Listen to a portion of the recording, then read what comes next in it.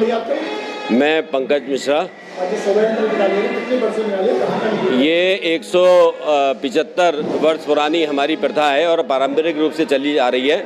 और ये शोभा यात्रा जो है 173वीं हम लोग आज निकाल रहे हैं, क्योंकि 2 साल कोविड काल में प्रशासन के नियमों की वजह से नहीं निकाली, लेकिन ये परंपरा जो है हमारी 175 वर्ष पुरानी है।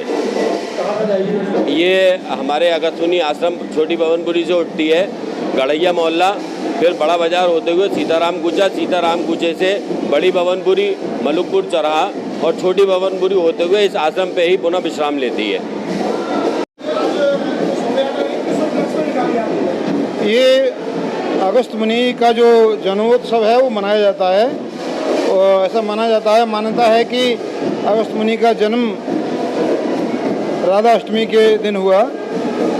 कुंभ से प्रकट भये मुनिराई। और अगस्त्यमुनि जी के विषय में कहा जाए तो अगस्त्यमुनि बहुत बड़े एक वैज्ञानिक थे, जिनका अन्वेषण था ये आज जो बैटरी हम लोग प्रयोग करते हैं, बैटरी की खोज इन्होंने की थी। और सबसे बड़ी बात यह है कि सुमेरु जैसे पर्वत, जिसके लगातार बढ़ने के कारण धूप, हवा आदि अवरुद्ध हो गई थी, और वो इनका शिष्य था अगस्त्यमुनि जी का। जब ये दक्षिण के लिए गए तो इन्होंने उससे वचन लिया कि जब तक मैं लौट कर ना आऊँ तब तक तो मैं यूँ ही, यानी दंडवत प्रणाम उसने किया था, दंडवत वाली स्थिति में ही रहना।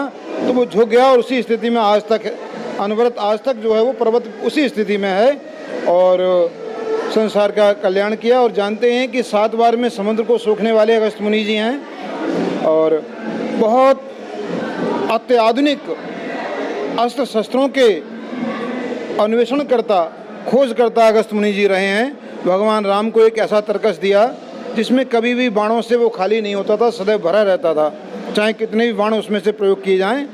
ये अगस्त्यमुनि की हमारे समाज के लिए ऊपर बड़ी कृपा रही है। समाज सदैव मुनि जी का ऋणी रहेगा, क्योंकि उन्होंने मानवीय जीवन को बहुत सरल बनाया और शांतिपूर्ण बनाने के लिए शक्ति की आराधना भी उन्होंने सिखाई।